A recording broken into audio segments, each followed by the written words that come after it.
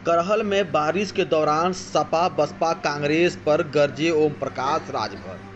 बुधवार को कस्बे में कैबिनेट मंत्री ओम प्रकाश राजभर ने जनता को संबोधित करते हुए कहा कि जाति जनगणना तो भारतीय जनता पार्टी ही कर सकती है, अन्य पार्टियां केवल वोट लेकर अपना लाभ कर सकती हैं। अखिलेश यादव पर हमला बोलते हुए कहा कि पीडीओ को छोड़कर पांडे डेवलपमेंट अथॉरिटी बना दी है। शिवपाल सिंह यादव को छोड़कर नेता प्रतिपक्ष पांडे जी को बना दिया। बसपा सुप्रीमो मायावती के लिए उन्होंने बोला कि 4 बार प्रदेश के मुख्यमंत्री रहीं, तब अम्बेडकर ग्राम विकास योजना में 14 योजनाएं चलती थीं, वह केवल दलितों के लिए, इसलिए हम उनसे अलग हुए और दलित, पिछड़ा, अल्पसंख्यक, निषाद, कुम्हार, मल्लाह तथा अन्य जातियों की आवाज़ बनकर सरकार में काम कर रहे हैं। ओम प्रकाश राजभर ने राहुल गांधी के बारे में सवाल पूछने पर कहा कि वह हमेशा विदेशों में जाकर भारत के खिलाफ बोलते हैं, उनकी भाषा भारत के खिलाफ अच्छी नहीं है। कांग्रेस की 60 साल सरकार रही, 60 सालों में उत्तर प्रदेश को कुछ नहीं दिया। वक्फ बोर्ड के सवाल पर बोले, वह बोर्ड अगर चाहे तो किसी भी रिसोर्ट को कह दें कि हमारा है तो डीएम उसको खाली कराएगा। ऐसा नहीं होना चाहिए। वक्फ बोर्ड के नियमों को संशोधन हो रहा है, इसको खत्म नहीं किया जा रहा है। वक्फ बोर्ड के सारे अधिकार कांग्रेस ने दिए हैं, इसका कानून कांग्रेस ने बनाया था। इस मौके पर पंचायती राज विभाग के अधिकारियों ने कैबिनेट मंत्री ओम प्रकाश राजभर को बुके देकर सम्मानित भी किया। पेश है हमारे संवाददाता की खास रिपोर्ट।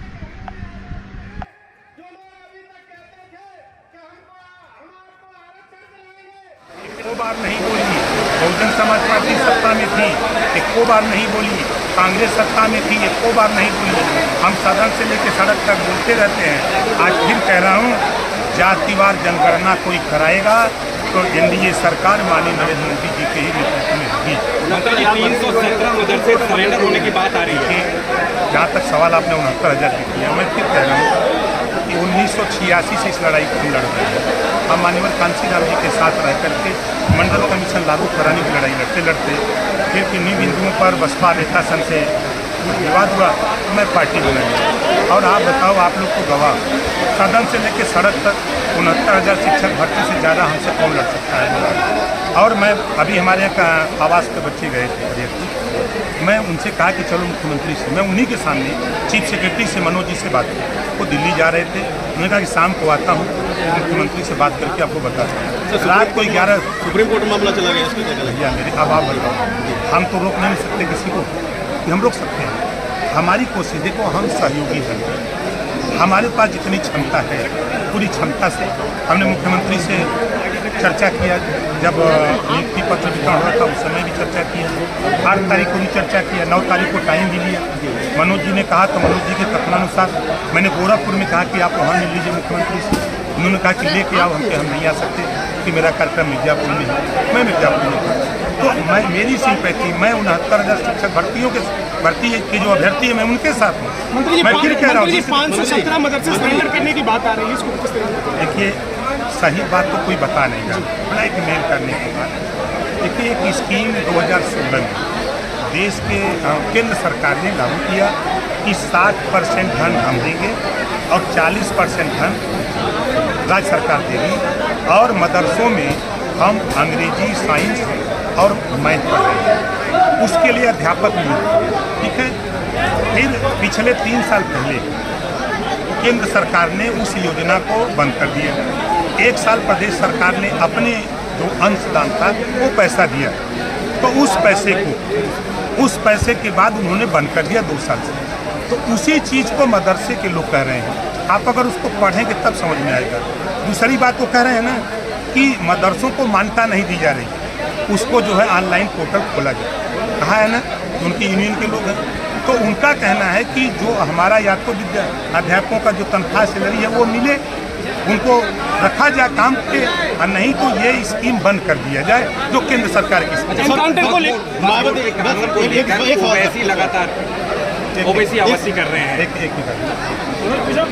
मायावती पीडीए की रणनीति पर काम कर रही हैं और दलित, पिछड़ों और मुसलमानों को जोड़ने में जुटे हैं, क्या कहना चाहेंगे? देखिए, हर नेता अपने अपने काम में, माननीय अखिलेश यादव जी पीडीए शुरू की, लेकिन अब वो क्या करने लगे, पांडे डेवलपमेंट अथॉरिटी चला रहे हैं। स्पीकर शिवपाल जी को छोड़ करके किसको बनाया? पांडे जी को। अभी एक दलित का बेटा वो किसी सामान की डिलीवरी देने बलिया के सांसद पांडे जी हैं, सनातन पांडे जी, उनके यहाँ गया तो पांडे जी जो सांसद हैं उनका प्रतिनिधि उसे पूछा तुम किस जाति को, बता दिया कि हम दलित हैं। तो उसको इतना बुरी तरह मारा, FIR भी नगरा थाने में आज तक नहीं हुआ। अब उस पीडीए की बात कर रहे हैं। अब मायावती जी जब 4 बार सत्ता में थी तब तो पीडीए नहीं दिखाई दिया, तब तो उनको सिर्फ अम्बेडकर ग्राम विकास योजना के नाम पर 14 स्कीमें चलती थी और सिर्फ दलित बस्ती में चली। हम जो उनसे अलग हुए यही वजह था कि किसी गांव को अगर अम्बेडकर गांव घोषित हो, वहाँ ब्राह्मण हो, राजपूत हो, भूमिहार हो, यादव हो, पटेल हो, मकसद सभी जातियों में वो योजना सबके यहाँ पहुँचे। मंत्री जी, राहुल गांधी ने विदेश में रहकर सिखों के लिए टिप्पणी की है, क्या कहेंगे? देखिए, वो हमेशा भारत के खिलाफ विदेशों में जाके बोलते हैं, उनकी आदत सी बन गई है। और जो भाषा वो बोल रहे हैं वो हमारे हिसाब से उस भाषा को हम पसंद नहीं करते। और जो भारत में रह के भाषा बोलते हैं, आप बताइए, बोलते हैं ना कि पिछड़ों को हिस्सेदारी नहीं है, बोलते हैं ना 60 साल किसकी सरकार थी देश और प्रदेश में? उन्हीं की सरकार थी, क्यों नहीं दिया? 4 बार बसपा, 4 बार सपा की यूपी में सरकार थी, ये लोग क्यों नहीं दिए? आज हम लोग थोड़ा सा गुनगुनाने लगे हैं कि भाई आज जो बच्चे 69,000 वाले परेशान हैं, ये क्यों परेशान हैं? हम तो फिर कह रहा हूँ कि देखिए, नेता नहीं चाहता है। आरक्षण के मुद्दे पर मायावती ने भी कांग्रेस पर निशाना साधा है। तो सही कह रही है मायावती जी, सही कह रही हैं। तो मायावती जी, अखिलेश जी, राहुल जी, ये लोग टाइम ले लें योगी बाबा से और मोदी बाबा से, बताओ टाइम मिलेगा कि नहीं मिलेगा? तीनों लोग जा करके बैठ करके चाय पिएँ, पकौड़ी काटें और वहाँ ये चर्चा करें कि ये जो आरक्षण घोटाले जो सामने आए हैं, हाई कोर्ट के फैसले हो, चाहे असिस्टेंट प्रोफेसर की नियुक्ति के मामले हो, इन सब चीज़ों को जो टेबल पर बैठ करके आमने सामने बात होगी, ये कर सकते हैं। लेकिन अगर ये कर देंगे तो मामला फिर चिल्लाने के लिए कहाँ रह जाएगा? आप मंत्री के उसी विभाग के वक्फ बोर्ड को लेकर आप क्या राय है? क्या हम देखिए, मैं आपको बता दूं, देखिए वक्फ बोर्ड में जो कमियाँ हैं आप जानकारी करिए। वक्फ बोर्ड की जो नियमावली है, अगर वो कह दें कि ये रिसोर्ट हमारा है, वक्फ बोर्ड कह दे, तो डीएम के यहाँ जाकर के एप्लीकेशन देकर खाली करा दें, ऐसा नियम है। तो सरकार ये चाहती है कि अगर वो ये कहें कि रिसोर्ट हमारा है, अगर वो डीएम के एप्लीकेशन देते हैं तो डीएम उसकी जांच करा दें कि वास्तव में इनका है कि नहीं है, कागज देख लें, तब उसके बाद उस पर कार्रवाई है। तो कौन सा अधिकार दिए किसने? कांग्रेस ने दिया, कांग्रेस ने दिया है, ये बीजेपी ने नहीं दिया है, ये कांग्रेस के जमाने का है। हम लोग नहीं कानून पर, हम तो संशोधन चाहते हैं। इस तरह की बातों में जो चीज़ें, जो देखिए आप, जैसे किसी क्लास में कोई मुस्लिम टीचर लेक्चर दे रहा हो, नमाज का टाइम हो जाए, अब वो दूध खड़िया खड़ा करेगा या किताब रख देगा और चला जाएगा नमाज में, जबकि इस्लाम में नमाज माफ़ी का है। आप क्लास में पढ़ा रहे हो तो पढ़ाओ, फिर अगली नमाज का टाइम हो तो आप जाके दो बार पढ़ लेना, ये व्यवस्था है। अगर उसमें संशोधन हो रहा है तो कौन सी बुरी बात है? एनकाउंटर को लेकर के काफ़ी सवाल अखिलेश यादव उठा रहे हैं। उन्होंने एक्सपर्ट ट्वीट किया है, उन्होंने कहा कि जो लोग एनकाउंटर की बात कर रहे हैं, जिन्हें शक हो न्यायालय जाए, तो मैं उनसे ये पूछना चाहता हूँ कि न्यायालय में लोगों की जान वापस आ सकती है जो एनकाउंटर मारे गए? हम उनसे पूछना चाहते हैं कि जब 67 पूरे प्रदेश में अब तक का जो हमने आंकड़ा देखा है, 67 मुसलमानों का इनकाउंटर हुआ जो अपराधी थे, उस पर तो नहीं बोल रहे हैं। 20 ब्राह्मणों का इनकाउंटर हुआ है जो अपराधी थे, उस पर तो नहीं बोल रहे हैं। और 19 ठाकुरों का इनकाउंटर हुआ, उसको नहीं बोल रहे हैं। राजभर का हुआ, कश्यप का हुआ, बिंद का हुआ, उस पर तो नहीं बोल रहे हैं। खाली यादव को क्यों बोल रहे हो भैया? यादवों के नेता हो, औरों को बोलो जरा कि खाली यादव की लीडरशिप करते हो। 20% मुसलमान है, आबादी है, 67 लोगों का इनकाउंटर हुआ और आप ही की पार्टी में सांसद थे, विधायक थे, अतीक अहमद किसकी पार्टी के थे? अगर कहा जाए, इससे पहले सीएम योगी की, डिप्टी सीएम ब्रजेश पाठक की और तीसरी आपकी जनसभा हुई है, क्या ये जो उपचुनाव होने जा रहा है इसी की तैयारी है? बताओ, हम नया आए हैं, आप ही लोग बताओ। हम रूटीन में कार्यक्रम, अब हमारा कार्यक्रम पश्चिम में है, गाजियाबाद तक का कार्यक्रम, क्योंकि हम अपनी पार्टी को ग्रोथ में ले जा रहे हैं, ज़्यादा से ज़्यादा संगठन का विकास हो, लोग अपने हक के लिए जागरूक हों। जैसे आप लोग ही, हमको अंदाज़ है कि आप लोग अपने जीवन में दर्जनों नेता बना दिए होंगे दिल्ली लखनऊ के लिए, लेकिन पत्रकार आयोग के गठन की बात तो कोई नहीं करता। अगर ये करता है तो ओम प्रकाश राजभर।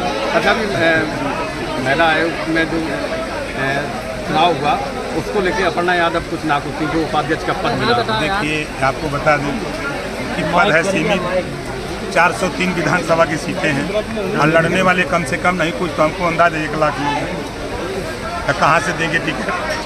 लेकिन नाराजगी थी कुछ उनकी।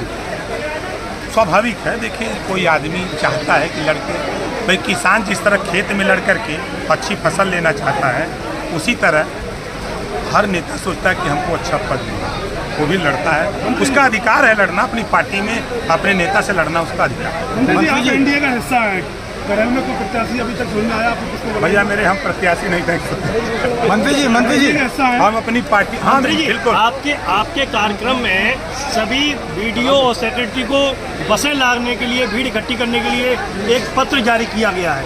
डीपीआर जारी किया है। डीपीआर ने जारी किया, क्या माना जाए? मुझे ऐसी कोई जानकारी नहीं है। यहाँ आए हुए जो लोग हैं वो भारतीय समाज पार्टी के सिपाही, हमारे नेता इस मंडल के अन्य अलग जिले से जिलाध्यक्ष और मंडल अध्यक्ष प्रदेश के नेता आए थे, वो गांव-गांव जाकर के खुद जो है चौपाल लगाकर प्रत्येक सचिव को 4-4 बसें लाने का टारगेट दिया है। पत्र सोशल मीडिया पर जारी हो रहा है, वो आपका जो पत्र हम नहीं जानते, हमको नहीं पता भैया, हम ऐसा नहीं करते, हम अपने मन से हैं, हम स्वतंत्र। आपकी सरकार है, उसके बाद भी बीजेपी कहती है कि महिलाएं सुरक्षित। कासगंज में अधिवक्ता की दुर्दम हत्या, इतनी बुरी घटना के बाद अभी तक कोई कार्रवाई नहीं। अच्छा ही बताओ, कोई नई घटना है? आप बताओ, आज़ादी के बाद से आप एक नई घटना बता रहे हो, आप ईमानदारी से बताओ। आज योगी जी की सरकार 7.5 साल अभी पूरा कर रही है, आप बताओ कि दंगा रुका कि नहीं रुका? पहला चीज़, कर्फ्यू नहीं बताओ रुका कि नहीं रुका? आज सब लोग इससे आज़ाद हैं ना। आज प्रयास हर सरकार कहती है कि हम बेहतर व्यवस्था दें, उसमें योगी जी के नेतृत्व में हम सब लोग लगे हैं। हम भैया सहयोगी दल के हैं, भारतीय जनता पार्टी में हमारा गठबंधन है इंडिया में, हम वहाँ हैं, हमसे जितनी मदद होगी उतना हम गरीब कमजोर पिछड़े दलित एक आखिरी सवाल आपसे, हिमाचल प्रदेश के शिमला में एक मस्जिद को लेकर काफी बवाल मचा हुआ है। अरे यूपी की बात करो।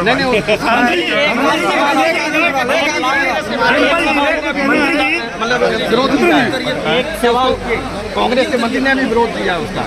तो कांग्रेस का विरोध है ना करे के। अच्छा मंत्री जी, डिम्पल जी ने एक कल करहल में आई थी, उन्होंने एक बयान दिया था कि भाजपा जो है जाति विशेष को देखकर बिल्डोजर चला रही है, इनकाउंटर कर रही है, क्या कहेंगे इसको लेकर? अगर इस पे कहा जाए तो जब समाजवादी पार्टी की सरकार थी तो 27% आरक्षण क्या जाति देख करके नहीं दिया गया है?